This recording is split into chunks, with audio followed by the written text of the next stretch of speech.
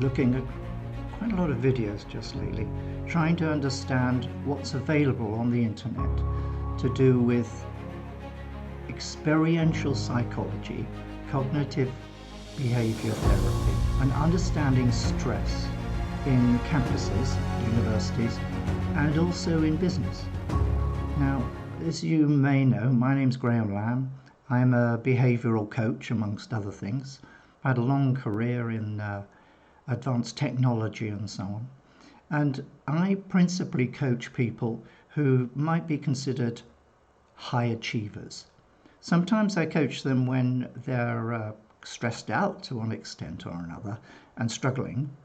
And in other cases, I coach them when their management perceives them to have fantastic potential and they want me to bring out as much as possible of their strengths so that they can tolerate high stress business situations and basically become a pool of competent fresh blood that they can send out and put in charge of businesses as they grow.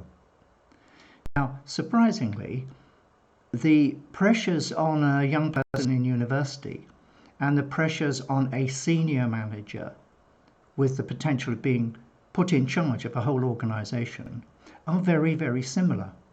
If you think about the stress and pressure on students, they are in a peer group of people, but they are measured individually and they're measured very regularly, maybe every few weeks, and they're graded and their grades are compared against their peer group. Now, that's a pretty ghastly situation to be in unless you're naturally competitive and enjoy that sort of thing. I think a lot of young people go to university in the hope of learning stuff. They don't really want to be thrown into a pit of competing people, rather like being sent out as a gladiator in a Roman arena and having to fight to the death to get the best grade and slaughter everybody else in terms of their grades are going to be higher than other people's grades. And also they're given a false expectation that if they do slaughter all the others and come out with the highest grade and then go off for a university in business, the business is going to welcome them through the door and say, wow, look, you've got all those fantastic grades. We really want you in our business. And the answer is they don't. They want people who go into that arena and rather like that movie Gladiator, I think it is, where the leader gets them all to work together against a common enemy. They want skills that are leadership skills of partnering with other people, of combining strengths. So that's in a way incompatible with being graded and being the best and so on. So that's a challenge that young people face. Now, when you're in business at senior level, business is about people. It's about cooperation and leadership. When people come together in a group, they go through a 4-step process. I think it's called the Tuckman process. It's forming as the group gets together, storming as they find out where their differences are. It's norming, where they align their different strengths together to make a strong team, and then it's a forming. Now, what employers want from young people when they sit across from them at interview is they want to see that those people have that attitude. Yes, they need good grades. That's, they need to show they have some level of intelligence, but the capability to work with other people is paramount within the minds of the potential employer. They want 3 particular areas of skill. They want to know people can manage themselves emotionally. They want to know they can work with others, possibly manage others, possibly lead a team, but at least participate in a team actively and add value. So it's manage self, manage others, and then it's about managing situations. Now, to manage a situation, you need emotional intelligence and social intelligence, both for yourself to be able to manage, but also if you are going to lead, to manage other people. A situation is something when suddenly things change and everybody involved in that change has to respond accordingly. So, the purpose of this video is to help you understand that there are actually two types of people. I've not found anything on the web at all that explains this difference between the two types of people. And they are people who are neurotic and people who are psychotic. Now, that's not down the crazy path. 9 out of 10 people are neurotic in their inclination and their brain chemistry. And that is actually a good thing. A neurotic person is someone who perceives themselves, understands their inner self-talk, at least to some degree. They are consciously aware of themselves, of what is going on around them, and what is going on in their minds. If you are interested to understand, to do a real deep dive, you can watch the Institute of Practical Learning courses on self-awareness and also the Corbin dialogues. But it is sufficient to grasp that 9 out of 10 people are fundamentally neurotic in nature, in that they have at least some perception of themselves. And then generally, across a normal spectrum, 10% of people don't have that. They perceive the world as basically there for them. They don't think about themselves very much. They just behave in the world in an egocentric way. You might call it selfish, but they are unknowingly selfish.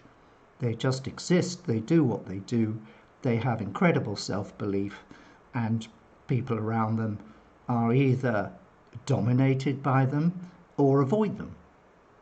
If you are in the 9 out of 10, basically neurotic type of self-aware, then you perhaps be well advised to avoid that 1 in 10 psychotic type. Although they can appear to be very attractive, they're the people who like to take risks and have fun. And they do that because they don't have a balancing factor going on in their mind that says taking this risk might be a bit stupid.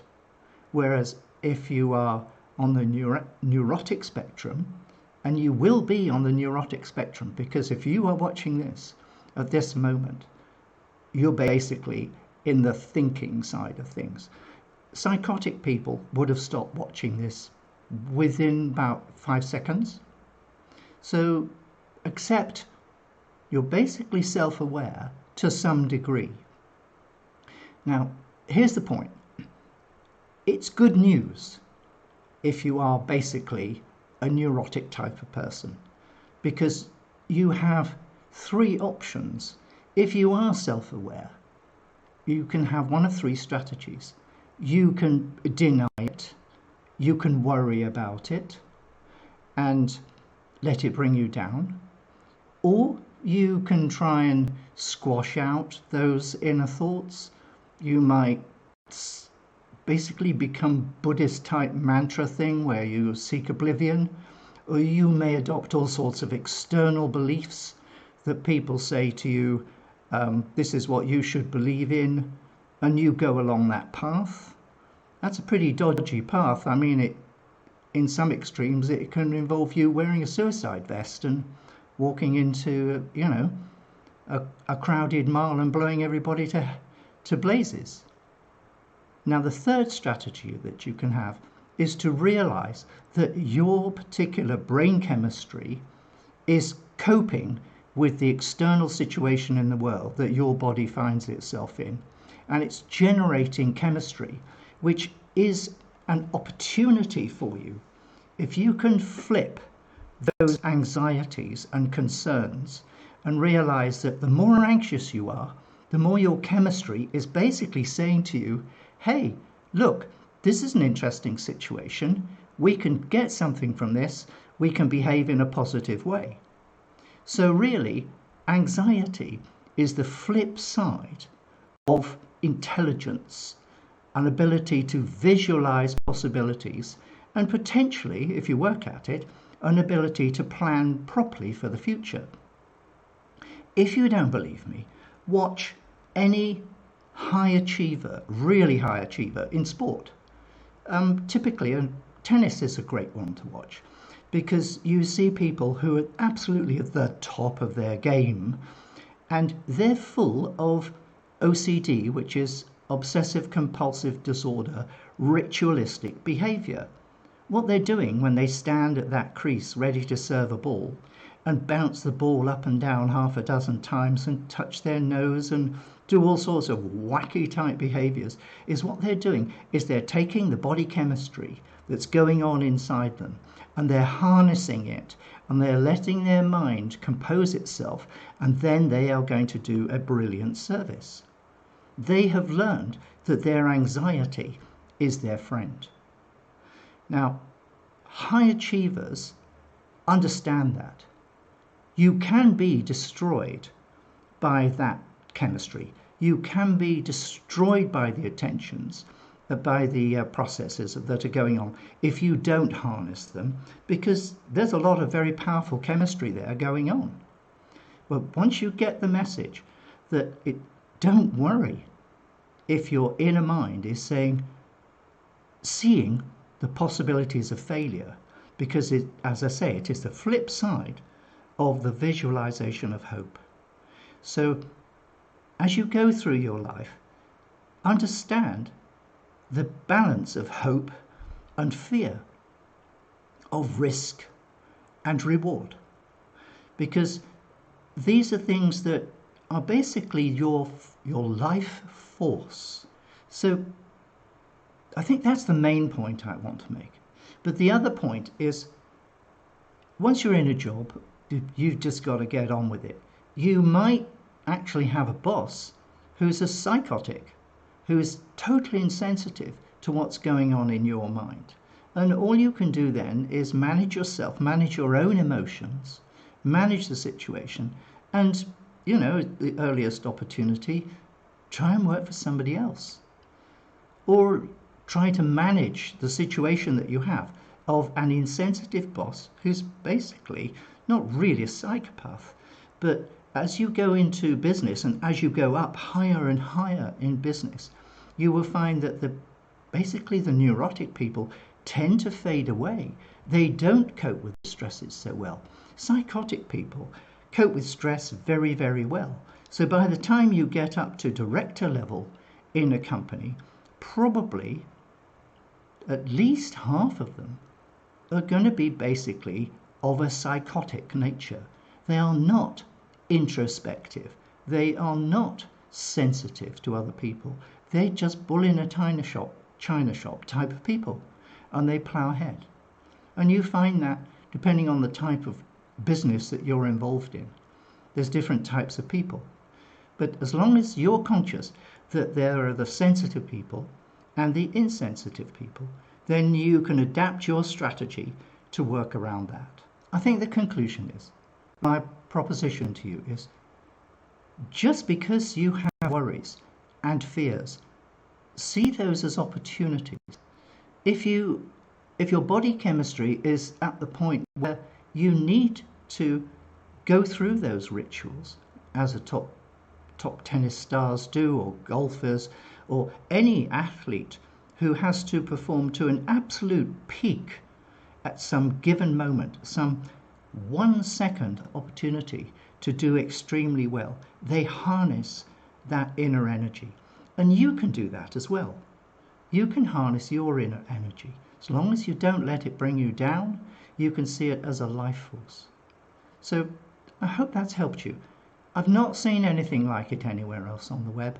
Everything about cognitive behavior therapy and all that stuff, it's all to do with people who've not understood that neurotic feelings are an opportunity. They are there to, the psychiatrists, psychologists, or whatever, they're all talking about treating people who are destroyed by this inner strength. And, it's very sad, but hopefully that's not you.